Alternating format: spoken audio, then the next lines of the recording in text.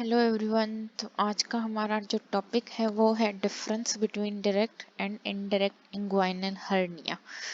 जो indirect inguinal hernia होती है हमारे पास, वो जो आती है वो हमारे पास डीप इंग्वाइनल रिंग से आती है, और जो मतलब सारी की सारी डीप इंग्वाइनल रिंग से ही आती है। और जो डायरेक्ट होती है वो डीप इंग्वाइनल से बाहर आती है। मतलब फॉर एग्जांपल ये डीप इंग्वाइनल रिंग है, तो इनडायरेक्ट जो होती है इनसाइड मतलब उसके ही अंदर से आती है, और जो डायरेक्ट होती है वो उसके बाहर से आती है। ठीक।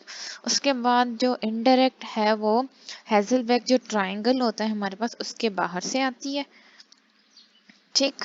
क्यों? क्योंकि हेजलबैक ट्राइंगल हमारा इंग्वाइनल रिंग के बाहर होता है, और जो डायरेक्ट होती है वो हेजलबैक ट्राइंगल के अंदर से आती है। और इनडायरेक्ट जो होती है, फॉर एग्जांपल ये हमारे पास इंफीरियर एपिगैस्ट्रिक आर्टरी होती है, तो उससे लेटरल जो है हमारे पास इनडायरेक्ट आ जाती है, और फिर जो से मीडियल होती है इंफीरियर एपिगैस्ट्रिक से, वो आ जाती है हमारे पास डायरेक्ट। तो इनडायरेक्ट तो इंफीरियर एपिगैस्ट्रिक से क्या हुई, लेटरल, और जो डायरेक्ट होती है वो मीडियल होती है।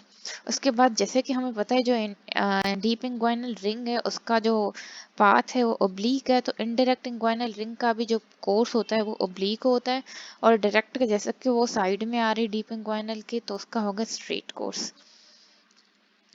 और ये जो इनडायरेक्ट होती है, ये जो स्पर्मेटिक कॉर्ड की कवरिंग होती है उसी के अंदर होते हैं।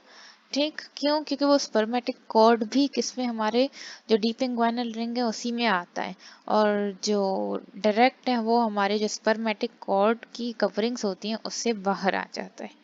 ठीक। उसके बाद आ जाता है हमारा कहाँ पर रिजाइड करती है। जो इनडायरेक्ट होती है वो up to the base of scrotum पर आ जाती है, वाइल जो हमारी डायरेक्ट होती है वो क्या होती है, वो अब ऊपर ही रह जाती है, या तो इंग्वाइनल कैनाल में, या इंग्वाइनल कॉर्ड जिसे हम बोलते हैं, या तो स्क्रॉटम के अपर पार्ट पर।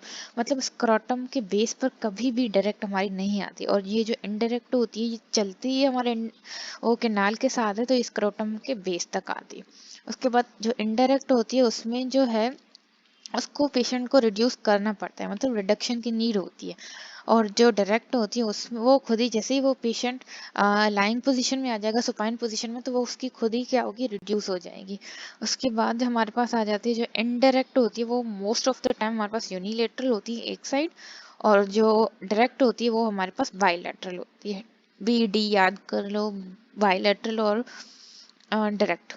उसके बाद जो इनडायरेक्ट होती है, जो यंगर में ज़्यादा होती है वो इनडायरेक्ट होती है, और ये जो इनडायरेक्ट वाली एसोसिएटेड होती है हमारी अनडिसेंडेड टेस्टिस के साथ। और जो डायरेक्ट होती है वो हमारे पास ओल्डर, डायरेक्ट ओल्डर, तो ओल्डर ग्रुप हो, बाइलेटरल हो, और खुद ही रिड्यूस हो जाए, तो ये सारी चीज़ें किसको हमारे पास शो करती हैं, डायरेक्ट।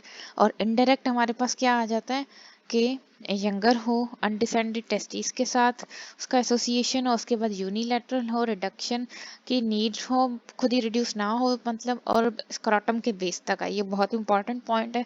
उसके बाद जो है स्पर्मेटिक कॉर्ड की कवरिंग के अंदर हो, और कोर्स भी इसका ओब्लीक होगा, इनडायरेक्ट का और डायरेक्ट। ऐसा समझो, डायरेक्ट मतलब सीधा रास्ता, तो डायरेक्ट जो है सीधी है, स्ट्रेट, और इनडायरेक्ट टेढ़ी या ओब्लीक है। क्लियर?